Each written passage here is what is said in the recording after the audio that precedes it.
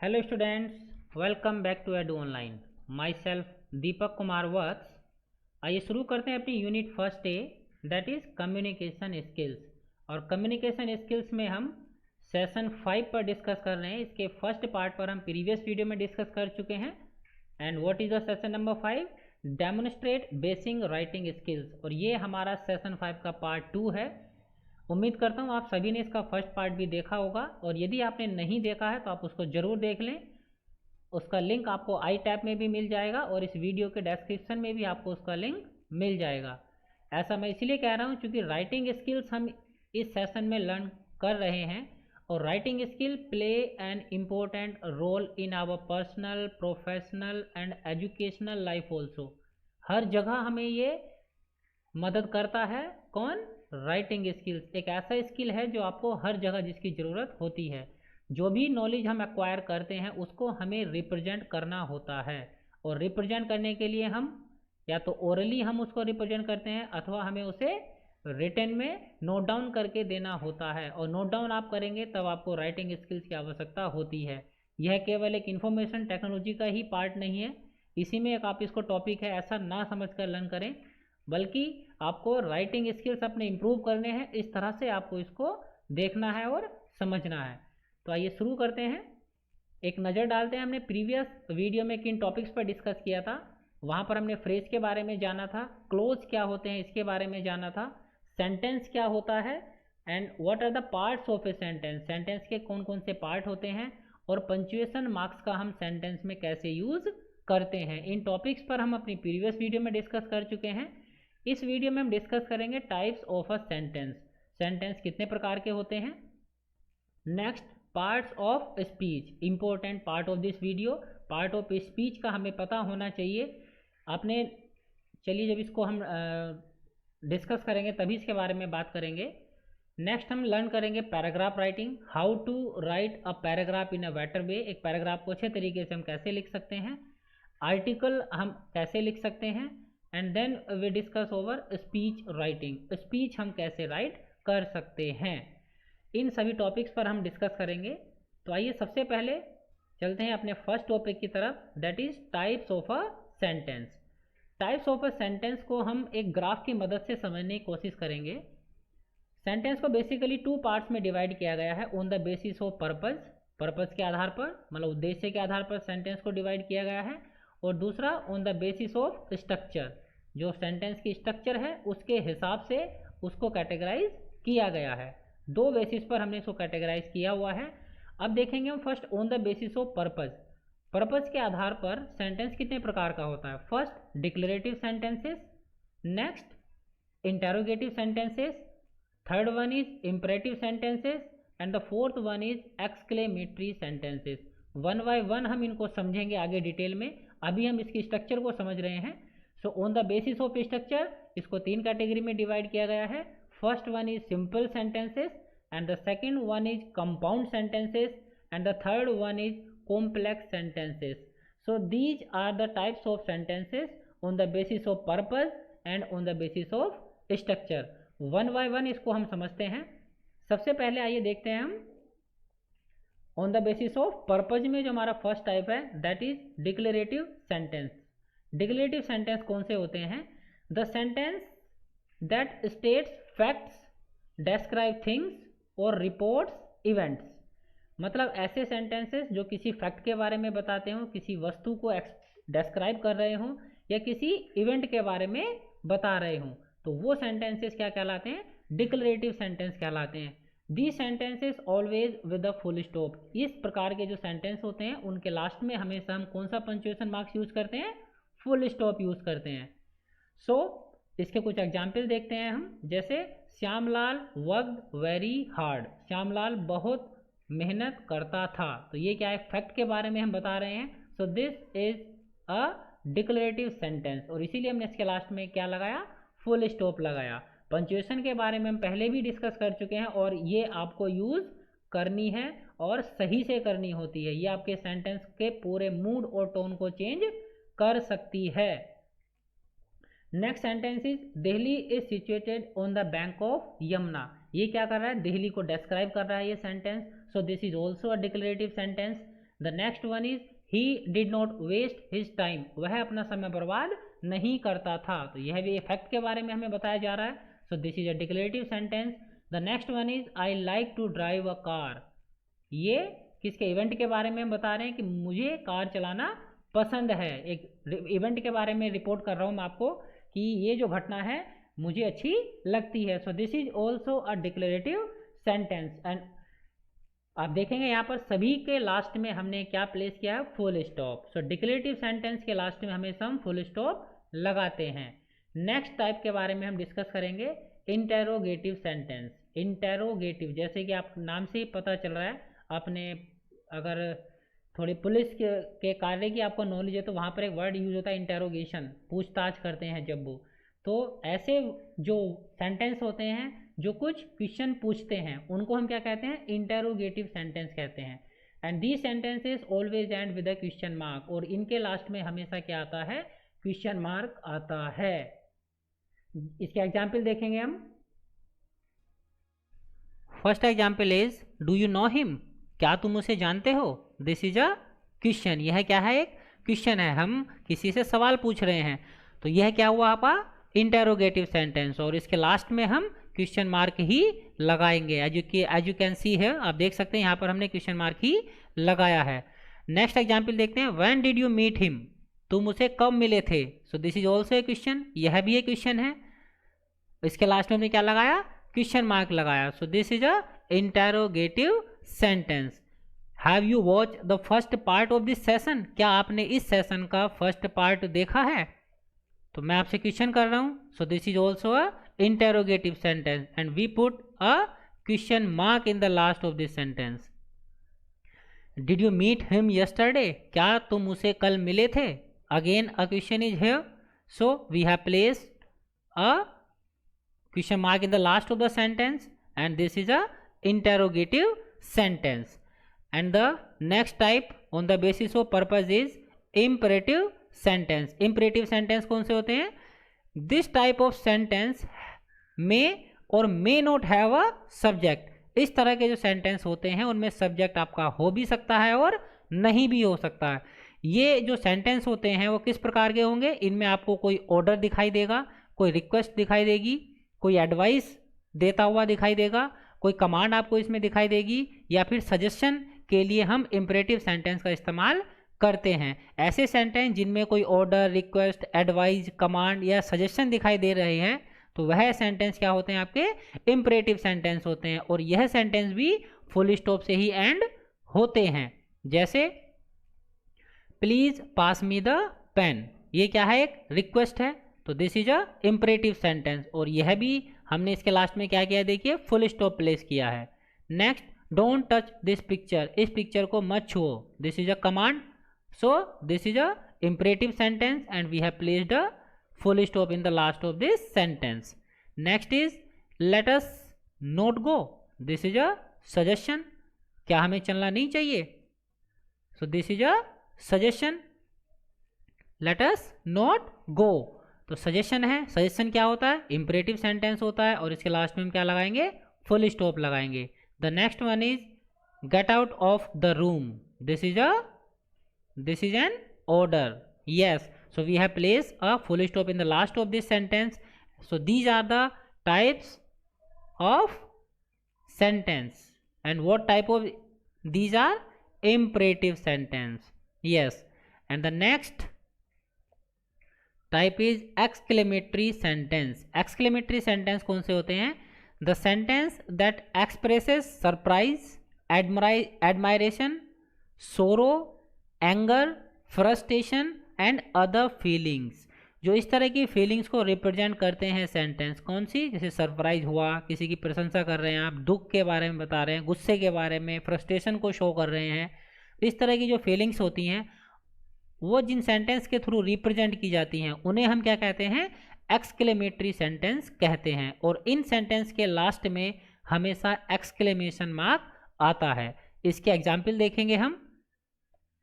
What a beautiful scenery, कितनी सुंदर scenery है। देखिए ये क्या है, क्या बता रहे हैं हम, सरप्राइज हुआ हमें कि मतलब जितनी हम इसकी अपेक्षा कर रहे थे सीनरी उससे ज़्यादा सुंदर है। तो हम क्या कर रहे हैं, सरप्राइज हुए हैं, अपने सरप्राइज को शो कर रहे हैं। So that's why we have placed a exclamation mark here. हमने क्या किया, यहाँ पर एक एक्सक्लेमेशन मार्क लगाया। Next, how clever she is, वह कितनी चालाक है। शो व्हाट इज दिस, क्या है ये, एडमायरेशन है, सोरो है, एंगर है, फ्रस्ट्रेशन है, क्या है ये। इसका आंसर आप मुझे कमेंट में आपको लिखकर बताना है। Next is what a shame, कितने शर्म की बात है। एक्सक्लेमेशन मार्क लगाया हमने, इट्स फैबुलस। यहां पर हम क्या कर रहे हैं, किसके बारे में बता रहे हैं, yes. So you have now 2 questions which you have to give the answer in the comment. इन दोनों का आपको कमेंट में आंसर देना है। ये जो सेंटेंस है किस प्रकार की फीलिंग्स को रिप्रेजेंट कर रहे हैं और ये एक्सक्लेमेटरी सेंटेंस क्यों है। नेक्स्ट, ओ व्हाट अ पिटी, कितनी दया की बात है। क्या रिप्रेजेंट कर रहे हैं हम, यस, ये तो टोन से ही पता चल रहा है, सोरो को रिप्रेजेंट कर रहे हैं। So these are the types of exclamatory sentence. हमें सरप्राइज के बारे में बताना है, किसी की प्रशंसा कर रहे हैं हम, और दुख के बारे में हम बता रहे हैं, गुस्से को रिप्रेजेंट कर रहे हैं, अपनी फ्रस्ट्रेशंस को शो कर रहे हैं, तो हम एक्सक्लेमेटरी सेंटेंस का यूज़ करते हैं। और इस तरह के सेंटेंस के लास्ट में एक्सक्लेमेशन मार्क का यूज़ किया जाता है। Now types of sentences on the basis of structure. Structure के आधार पर सबसे पहला जो टाइप था वो क्या था हमारा, सिंपल सेंटेंस। कितने प्रकार के होते हैं, 3 प्रकार के होते हैं, simple sentence, compound sentence and complex sentence. तो first we discuss over simple sentence. So the sentence has a subject and a verb. ऐसे सेंटेंस जिनमें सब्जेक्ट और वर्ब होती है, ऐसे सेंटेंस क्या कहलाते हैं, सिंपल सेंटेंस कहलाते हैं। These sentences expresses a single thought and can stand on its own. ये एक अपने आप में एक कंप्लीट होते हैं और किसी एक सिंगल थॉट को एक्सप्रेस कर सकते हैं।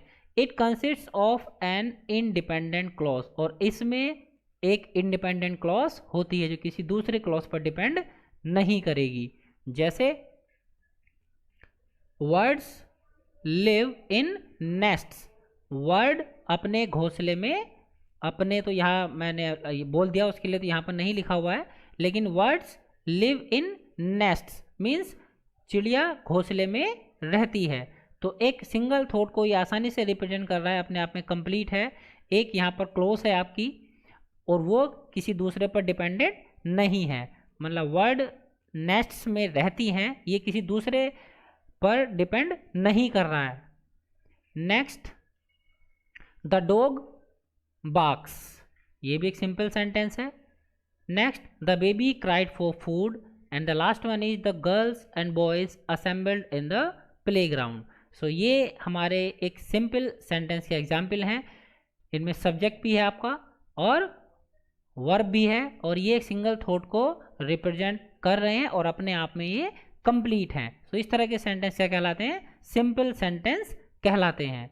नेक्स्ट, सेकेंड टाइप कौन सा है हमारा, कंपाउंड सेंटेंस। कंपाउंड सेंटेंस कौन से होते हैं, the sentence is made of 2 और मोर इंडिपेंडेंट क्लॉज। ऐसे सेंटेंस जो 2 या 2 से ज़्यादा इंडिपेंडेंट क्लॉज के द्वारा बने होते हैं, और वो क्लॉज किस तरह से जुड़ी होती हैं, या तो कोमे से जुड़ी हुई होंगी, या सेमी कोलन उनके बीच में लगा हुआ आपको मिलेगा, या कोई कंजक्शन भी आपको मिल सकता है, जैसे एंड, बट, सो, यट, और, एंड सो ऑन। और इस प्रकार के कंजक्शन भी आपको वहाँ पर मिल सकते हैं। It has no dependent clause, इसमें कोई डिपेंडेंट क्लॉज नहीं होती है, मतलब ऐसी कोई क्लॉज नहीं होगी जिस पर कोई दूसरी क्लॉज डिपेंड करे। जैसे तुम यहाँ आओगे तभी मैं वहाँ जाऊँगा, तो इसमें तुम यहाँ आओगे पर डिपेंड कर रहा है मैं वहाँ जाऊँगा। If you give me this thing then I will give you this thing, आप मुझे ये दोगे तब मैं आपको ये दूंगा। तो ये कंपाउंड सेंटेंस नहीं होगा क्योंकि इसमें एक क्लॉज दूसरे पर डिपेंड कर रही है। कंपाउंड सेंटेंस का एग्जाम्पल हम देखेंगे, this house is too expensive and that house is too small. यह जो घर है वो बहुत महंगा है और वह घर बहुत छोटा है। यहाँ पर दो आपके ये क्लॉज हैं और एक कोमे की मदद से हम यहाँ पर जोड़ रहे हैं इसको, और कंजक्शन भी हमने एक इस्तेमाल किया हुआ है एंड। लेकिन इस हाउस के महंगे होने में और उस हाउस के छोटे होने में कोई एक दूसरे पर ये क्लॉज डिपेंड नहीं कर रही हैं, दोनों क्या है ये इंडिपेंडेंट क्लॉज हैं और एक कंजक्शन और कोमा के द्वारा जुड़ी हुई हैं। तो इस प्रकार के सेंटेंस क्या होते हैं, कंपाउंड सेंटेंस कहलाते हैं। Next, she may go to the market और स्टे हेयर। देखिए यहाँ पर और ये कंजक्शन यूज हुआ है, वह मार्केट जा सकती है अथवा यहाँ पर भी रुक सकती है। अब यहाँ पर भी रुक सकती है या मार्केट जा सकती है, तो दोनों एक दूसरे पर डिपेंड क्लॉज नहीं कर रही हैं। So this is an example of compound sentence and two more examples are here. Both Sumit and Amit passed the examination. Sumit और अमित दोनों ने एग्जामिनेशन पास कर ली है। अब दोनों एक दूसरे पर डिपेंड नहीं कर रहे हैं। अब सुमित फेल भी हो जाता तो अमित पर क्या फ़र्क पड़ रहा है, या अमित फेल हो जाता तो सुमित के पास होने पर उसका कोई फर्क नहीं पड़ता। So both are the independent clause and the last is the old man could neither see no hear. जो बूढ़ा व्यक्ति है वह ना देख सकता है और ना ही सुन सकता है। अब नहीं देख सकता है तो इसका मतलब ये नहीं होता कि वो नहीं सुन सकता। So it means these two clauses are independent here, एक दूसरे पर डिपेंड नहीं कर रही हैं। नेक्स्ट हम देखेंगे the last type of in this category, that is complex sentence. The sentence that has one main clause and at least one dependent clause connected by a conjunction. मतलब ऐसे सेंटेंस जिनमें एक कम से कम एक मेन क्लॉज होगी और एक उस क्लॉज पर डिपेंडेंट दूसरी क्लॉज भी होगी, जो किससे जुड़ी हुई होगी, किसी कंजक्शन के द्वारा जुड़ी हुई होगी, जैसे because, although, unless, when, since, और इसी प्रकार की जो कंजक्शन है उनमें से किसी न किसी कंजक्शन से जुड़ी हुई होगी। जैसे Malika ordered food for me because I was hungry. Malika ने फूड ऑर्डर किया मेरे लिए क्योंकि मैं भूखा था या मैं भूखी थी। तो क्यों फूड ऑर्डर किया, क्योंकि मैं भूखी थी इसलिए ऑर्डर किया। तो ये जो फर्स्ट क्लॉज है हमारी वो सेकंड क्लॉज पर डिपेंडेंट है, तो ये क्या कहलाएगा, हमारा कॉम्प्लेक्स सेंटेंस कहलाएगा। दो क्लॉज यहाँ पर जुड़ रही हैं और कंजक्शन के थ्रू भी जुड़ रही हैं, बट यहाँ पर एक डिपेंडेंट क्लॉज है, एक इंडिपेंडेंट क्लॉज है। तो इस तरह के जो सेंटेंस होंगे वो क्या कहलाएंगे, कॉम्प्लेक्स सेंटेंस कहलाएंगे। कुछ एग्जाम्पल्स आपके लिए यहाँ हैं, जैसे it was so dark that we lost our way, unless you work hard you will not pass, he may go where he like, वो जा सकता है जहां वह जाना चाहता है। So these are the types of sentences on the basis of purpose और on the basis of structure. Now move towards our next topic. इससे पहले थोड़ा हम जान लेते हैं सेंटेंस के बारे में, एक और डिस्कस करते हैं। A sentence can be written in two voices. एक सेंटेंस को हम दो वॉइस में लिख सकते हैं। कौन कौन सी, yes, active voice and the next one is passive voice. Active voice कौन सी होती है, इनको थोड़ा डिस्टिंग्विश कर लेते हैं। In active sentences the person doing the action is the subject of the sentence and the person और thing which receiving the action is the object. Means ऐसा सेंटेंस जो इस प्रकार से लिखा गया है जिसमें जो कोई पर्सन किसी एक्शन को कर रहा है वह सब्जेक्ट है और जो उस एक्शन को रिसीव कर रहा है, चाहे वो पर्सन है या कोई वस्तु है, वह क्या है, ऑब्जेक्ट है। तो इस तरह के जो सेंटेंस होते हैं और इस तरह की जो वॉइस होती है उसको हम क्या कहते हैं, एक्टिव वॉइस कहते हैं।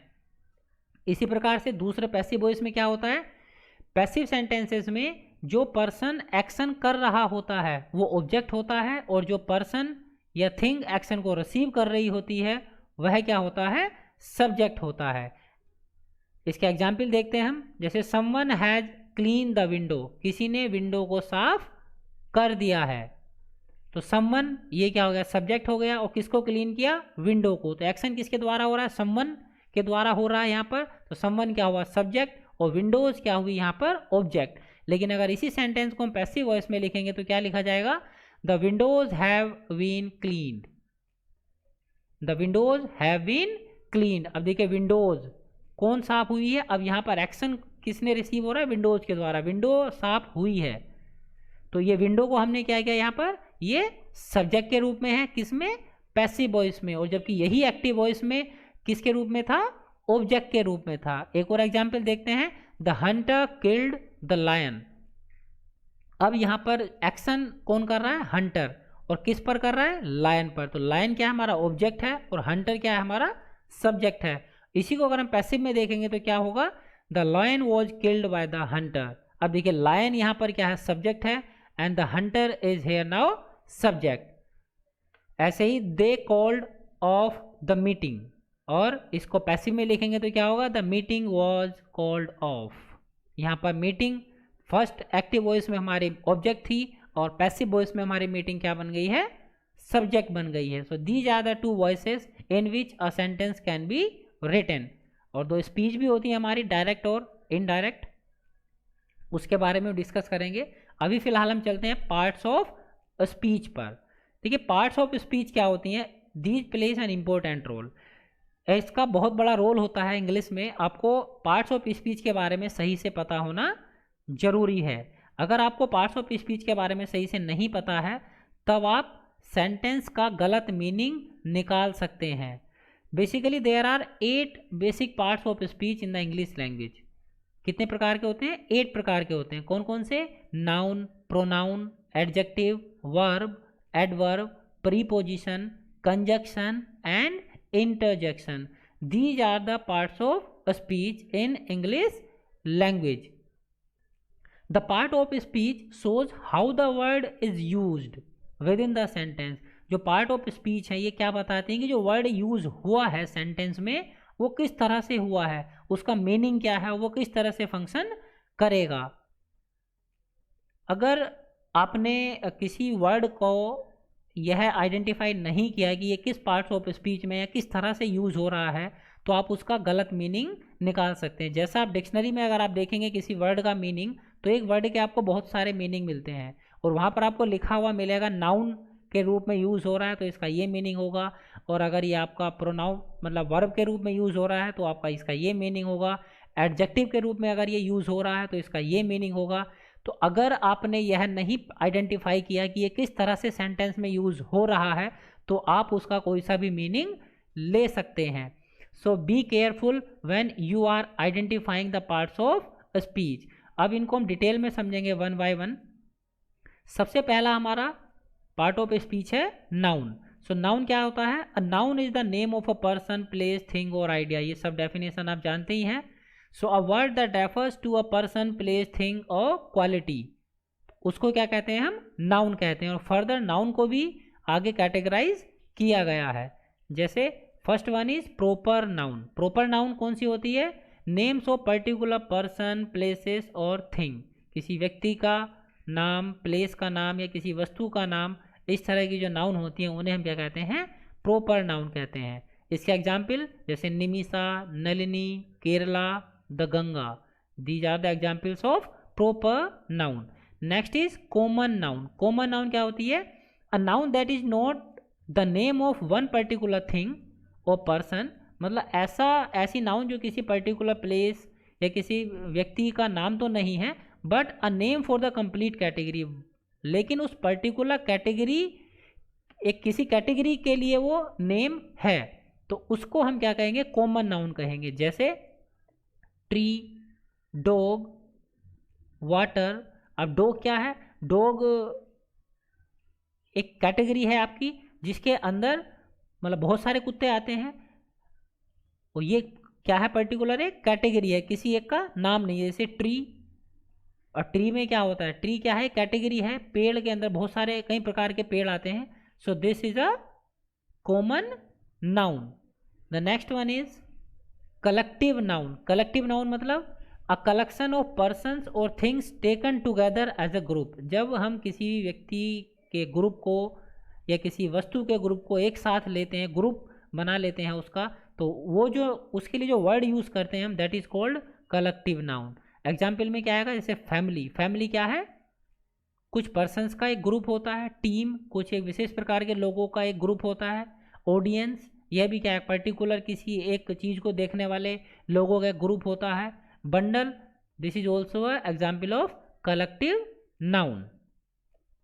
नेक्स्ट हम देखेंगे एब्स्ट्रैक्ट नाउन। एब्स्ट्रैक्ट नाउन मतलब रेफर्स टू क्वालिटी, फीलिंग्स और idea that you can not see और touch but can only think of. मतलब ऐसी चीज़ों के बारे में आपको बताता है जैसे कि आपकी कोई क्वालिटी होगी या कोई फीलिंग हो गई, कोई आइडिया हो गया आपका, मतलब ऐसी थॉट्स जिन्हें आप केवल सोच सकते हैं, महसूस कर सकते हैं, लेकिन छू नहीं सकते।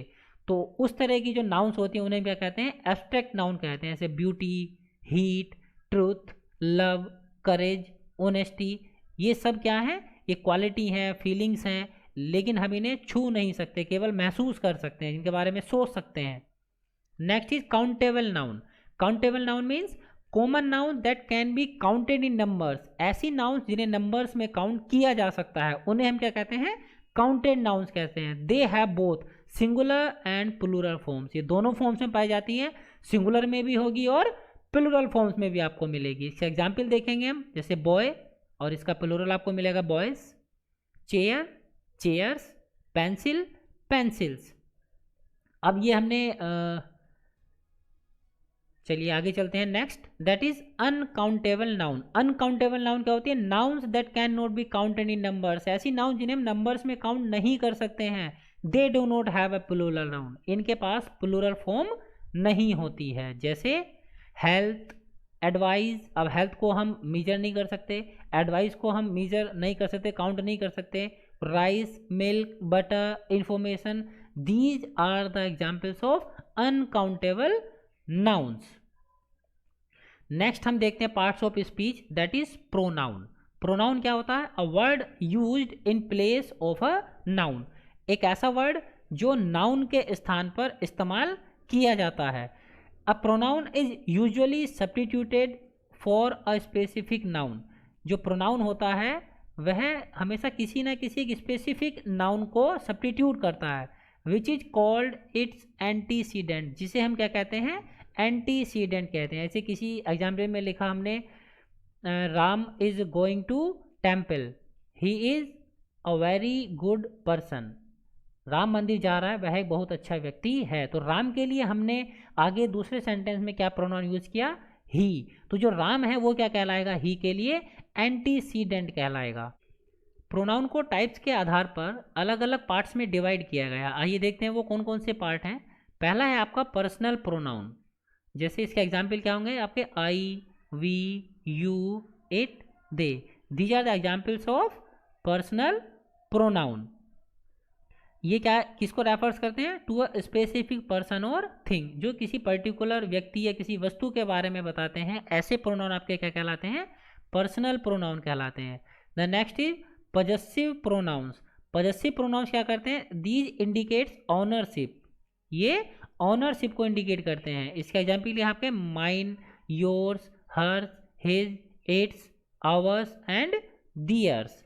And the next is demonstrative pronoun. Demonstrative pronoun क्या करते हैं? ये आइडेंटिफाई करते हैं।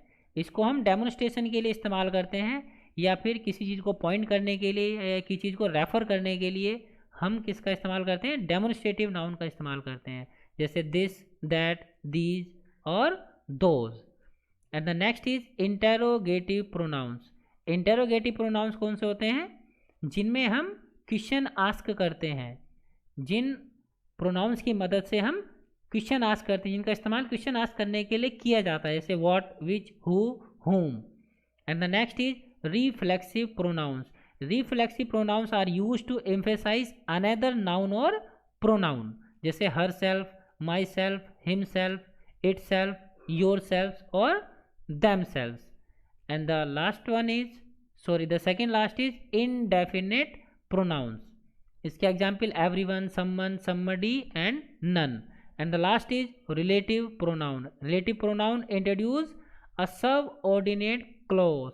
ये एक सब ऑर्डिनेट क्लॉज को इंट्रोड्यूस कराने के लिए इस्तेमाल होते हैं, जैसे who, whom, whose, of, which। So these are the types of pronoun on the basis of their type। Next देखते हैं हम पार्ट्स ऑफ स्पीच, किसके बारे में पढ़ेंगे? एडजेक्टिव। एडजेक्टिव क्या होते हैं? A word that describes a noun और अ प्रोनाउन, एक ऐसा वर्ड जो नाउन या प्रोनाउन को डिस्क्राइब करता है, उसके बारे में कुछ बताता है, वो वर्ड क्या कहलाता है? हमारा एडजेक्टिव कहलाता है। एग्जाम्पल देखेंगे जैसे beautiful, afraid, interesting, wounded, glad, these are the examples of adjective. इसका एक सेंटेंस देखते हैं, जैसे Mohan is intelligent, Mohan intelligent है, तो ये मोहन को डिस्क्राइब कर रहा है कौन सा word? Intelligent. So this is an adjective, यह क्या कहलाएगा? एडजेक्टिव कहलाएगा। The next part of speech is verb. So verb क्या होती है? अ वर्ब एक्सप्रेस एक्शन और बीइंग, ये किसी एक्शन के बारे में हमें बताती है या जो हो रहा होता है उसके बारे में बताती है। It tells about an action, process, event और स्टेट। और जो हमारी वर्ब होती है उसको फर्दर डिवाइड किया गया है 3 पार्ट्स में, that is doing verbs. Doing verbs में आपके क्या आते हैं? Do, does, did. और बीइंग वर्ब्स, बीइंग वर्ब्स में क्या आता है आपका? Am, is, are, was, were. And having verb, इसमें क्या आता है आपका? Have, has and had. जैसे he teach us economics and the water is boiling, the water is boiling, ये क्या? बीइंग वर्ब है हमारी।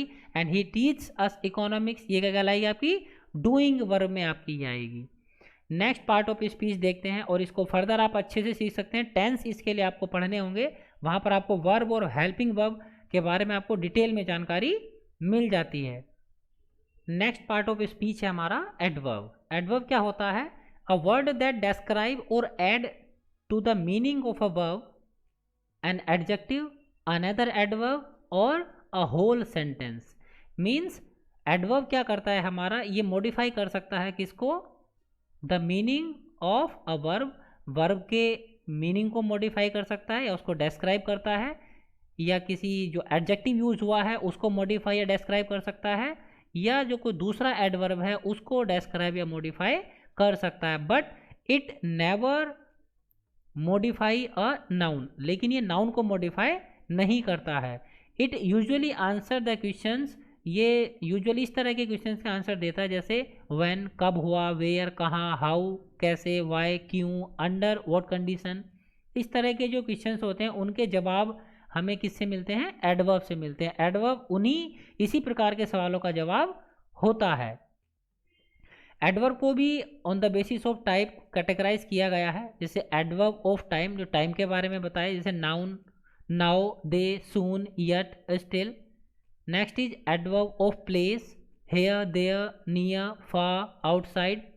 Adverb of manner, bravely, quickly, easily. Adverb of degree, very, quite, almost, completely. These are the types of adverb. And sentences में use कैसे करते हैं इसको हम देख लेते हैं। Please don't come today, so adverb कौन सा यहाँ पर? टूडे। टूडे क्या है? एडवर्ब है यहाँ पर। And they are still here, वह अभी तक यहीं हैं। स्टिल ये कौन सा हो गया? Adverb of time. And today is also the adverb of time. And he will come back soon, ये किस प्रकार का एडवर्ब है? कौन सा एडवर्ब है? ये आपको मुझे कमेंट में बताना है। And he has done a fairly good job, what is this? This is the adverb of manner. ये सून किस में आएगा ये आपको मुझे बताना है।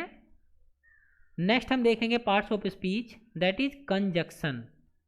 कंजक्शन क्या होते हैं? इनका इस्तेमाल वर्ड्स को, फ्रेज को या क्लोज को ज्वाइन करने के लिए किया जाता है। Words which join words, phrase and clause, वो क्या कहलाते हैं? कंजक्शन कहलाते हैं। जैसे एंड, बट, ओ, नाइदर, और, though, yet, after, before, because, when. These are the examples of conjunction. जैसे he bought a pen and a pencil, she worked hard yet she failed, he is very healthy and quite beautiful. So and, yet, what are these here? These are the conjunctions. The next parts of speech की तरफ चलते हैं, that is preposition. And preposition एक important part है parts of speech का, इनका सही से यूज़ हमें करना चाहिए। जैसे preposition, पंचुएशन के बारे में हमने बात की थी, वो आपके सेंटेंस का मूड टोन चेंज कर देते हैं। ऐसी प्रीपोजिशन भी कर सकते हैं। तो प्रीपोजिशन को जानते हैं क्या होते हैं? A word placed before a noun और प्रोनाउन, एक ऐसा वर्ड जो नाउन और प्रोनाउन के पहले इस्तेमाल किया जाता है। क्यों किया जाता है? To show its relation with some other words in the sentence, जिससे कि इस नाउन या प्रोनाउन का जो रिलेशन है सेंटेंस में यूज होने वाले दूसरे वर्ड्स के साथ वो कैसा है। जैसे अगर हम बता रहे हैं a cat is on the table, cat table के ऊपर है, नीचे है, आगे है, पीछे है, तो इस चीज़ को बताने के लिए हमें किसका इस्तेमाल करना होता है? प्रीपोजिशन का करना होता है। जैसे the cat is under the table, the cat is on the table, the cat is over the table, the cat is beside the table. तो अगर हम अलग अलग प्रीपोजिशन यूज करते हैं, कैट वही है, टेबल वही है, लेकिन पोजीशन कहाँ है कैट की, ये किससे पता चलेगा? प्रीपोजिशन से। इसके एग्जाम्पल आपके in, on, at, across, after, under.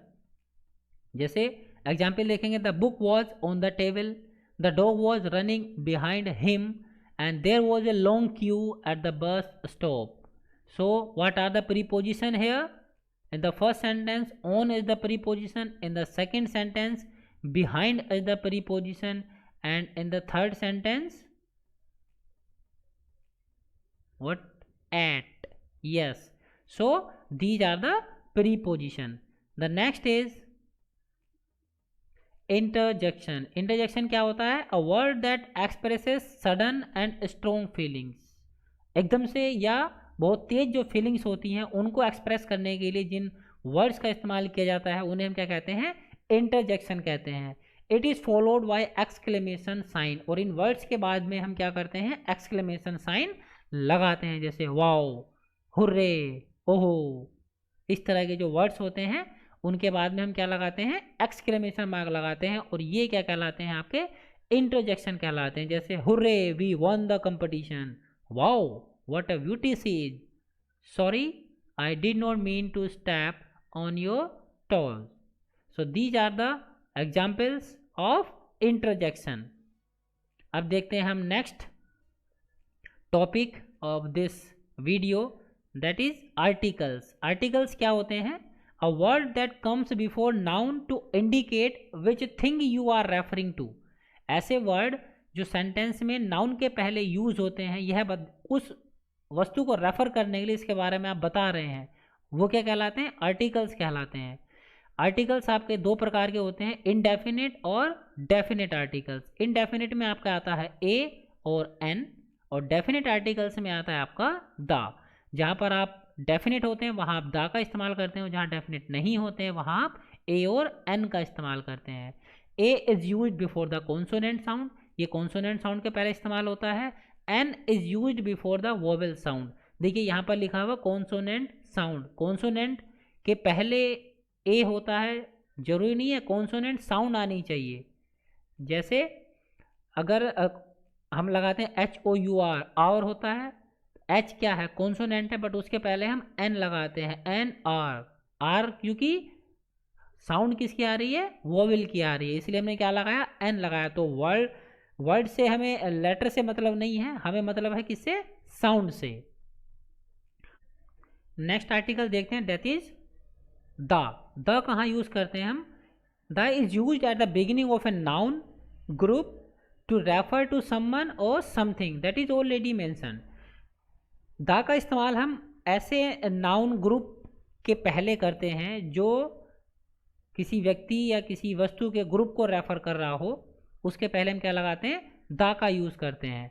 और लेकिन उस पर्टिकुलर जिसका वो ग्रुप है उसके बारे में हम पहले मेंशन कर चुके हों, या फिर जो हमारी डेफिनेट थिंग्स होती हैं, जैसे द सन एक डेफिनेट है, एक ही सन है तो द सन हम लगाते हैं। गंगा एक ही है तो उसके पहले हम द गंगा लगाते हैं। या फिर ऐसे ग्रुप्स के पहले लगाते हैं जिनके बारे में हम अपने पैराग्राफ में या अपनी स्टोरी में या अपने जो भी हम बात कर रहे हैं उसमें हम पहले मेंशन कर चुके हों। इससे कुछ एग्जाम्पल हम देखेंगे। My father is a teacher, his brother is an engineer, and this is the most interesting novel that I have ever read. इसमें तीनों प्रकार का आर्टिकल हमारे यूज हो रहे हैं, ए, एन एंड द। आइए नेक्स्ट चलते हैं हम नेक्स्ट टॉपिक पर, that is paragraph writing. A paragraph is a group of sentences that expresses a common belief और आइडिया। पैराग्राफ क्या होता है? एक ऐसे ग्रुप का सेंटेंसेस होता है जो कि हम किसी कॉमन बिलीफ या आइडिया को एक्सप्रेस करते हैं। So it is important to learn how to write a paragraph in a better way. Paragraph writing में बेसिकली 5 स्टेप आप समझ सकते हैं। इसको एक बर्गर की तरह से हम समझ सकते हैं। ऐसे बर्गर में 5 लेयर्स होती हैं, ऐसे ही हमारे पैराग्राफ में 5 लेयर्स होती हैं। हमारी जो पहली लेयर होती है दैट इज टॉपिक सेंटेंस। ये क्या करता है? Explains what the paragraph will be about in an interesting way. इस सबसे पहले हम टॉपिक सेंटेंस में क्या बताते हैं?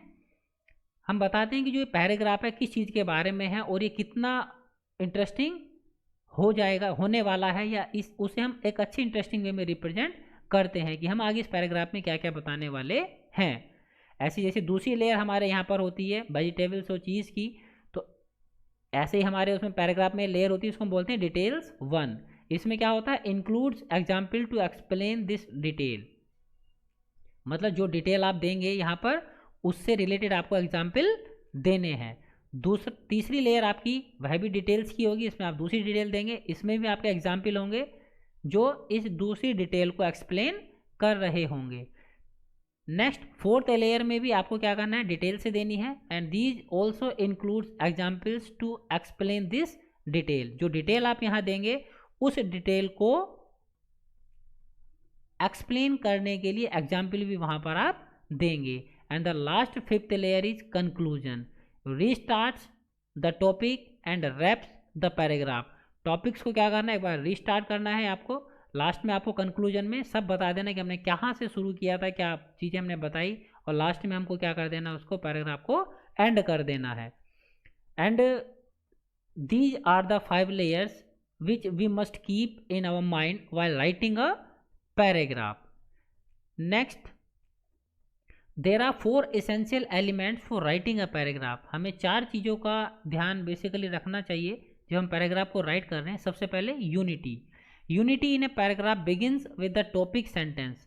टॉपिक सेंटेंस से ही आपकी यूनिटी शुरू हो जाती है। It express the controlling idea of the paragraph. In order to write a good topic sentence think about the theme and all the points you want to make. जब आप paragraph लिख रहे हैं तो उसके क्या थीम होगी आपके पैराग्राफ की, किन किन पॉइंट्स के बारे में आप एक्सप्लेन करने वाले हैं, उसके बारे में आप एक बार पहले ज़रूर सोच लें और उसी को रिलेट करते हुए आप अपना टॉपिक सेंटेंस शुरू करें। ऑर्डर का आपको विशेष ध्यान रखना है। It refers to the way you organize the supporting sentences. It should be logical and in order to importance a well organized paragraph is followed by the reader easily.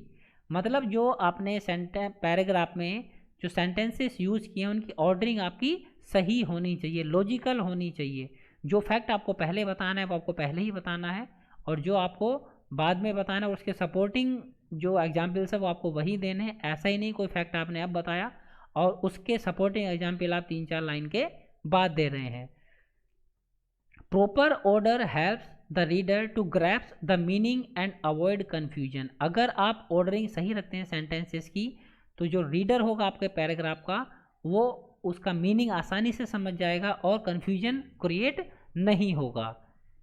The next 3rd thing which you have to keep in mind that is coherence.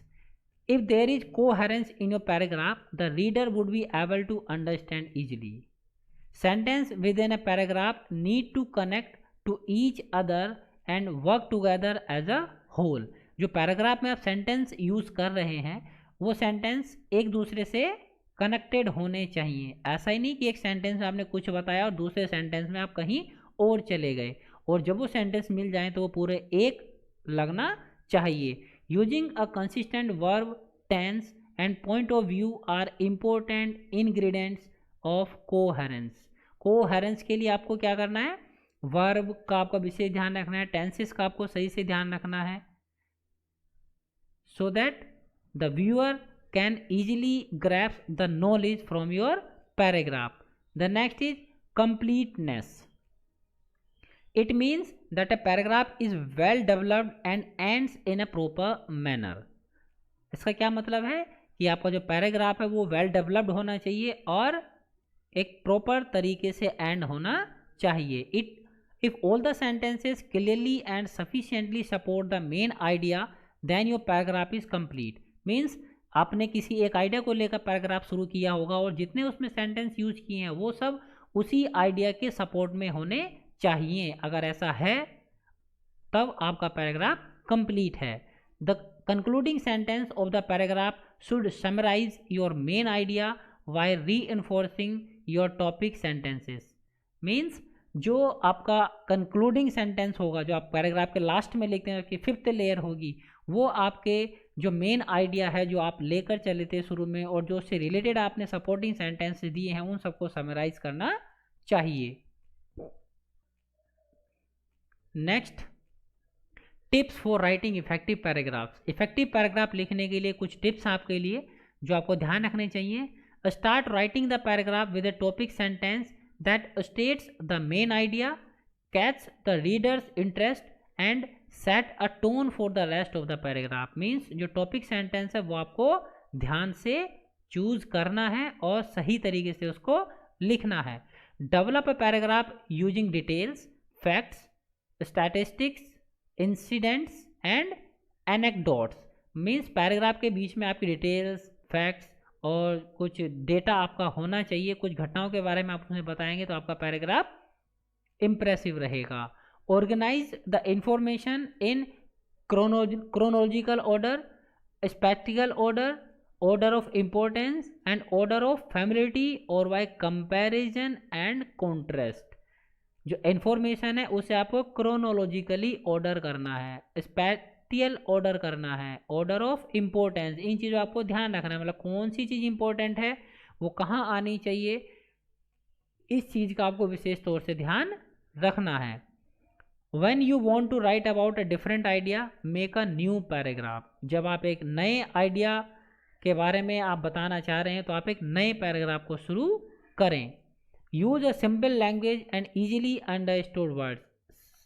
Simple भाषा का use करें और आसान शब्दों का इस्तेमाल करें। Don't use complex words and phrases that are difficult to understand. अपनी सुपीरियरिटी दिखाने के लिए हमें उसमें ज़्यादा कॉम्प्लेक्स वर्ड या फ्रेज का इस्तेमाल नहीं करना चाहिए, सो दैट यूजर को ही प्रॉब्लम हो, यूजर ही ना समझ पाए कि आपने क्या लिखा है। Develop the idea coherently. अपने आइडिया को आपको कोहेरेंटली डेवलप करना है। Play attention to grammar, punctuation and spelling, the 3 की elements in writing. Writing skills में जैसे हमने पहले ही सब बताया था आपको, punctuation plays an important role, और ये जो हम इतनी बात कर रहे हैं वो ग्रामर से रिलेटेड है, and spelling is also play an important role. Vocabulary आपकी सही है तभी आप सही से लिख पाएंगे, तो ग्रामर, पंचुएशन और स्पेलिंग्स आपकी सही होनी चाहिए। आइए नेक्स्ट टॉपिक की तरफ चलते हैं, that is article writing. An article is a piece of writing usually intended for publications in a newspaper, magazine or journal. Article क्या होता है? ये भी राइटिंग का ही एक पीस है जो कि विशेष तौर से किसी पब्लिकेशन, न्यूज़पेपर या मैगजीन में प्रिंट होने के लिए लिखा जाता है। It is written for a wider audience and thus it should be written in an interesting manner to attract and retain the reader's attention.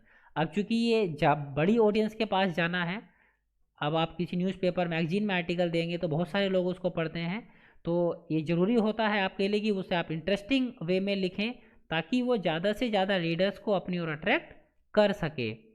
An article contains, एक article में क्या क्या होता है? टाइटल होता है, तो टाइटल आपका सॉलिड होना चाहिए ताकि देखकर ही व्यक्ति उसके बारे में पढ़ने के लिए उसको सोचे। An eye catching, thought provoking and surprising title, means title आपका अच्छा होना चाहिए जिसे देखकर सामने वाले रीडर का पढ़ने का मन उसे करे।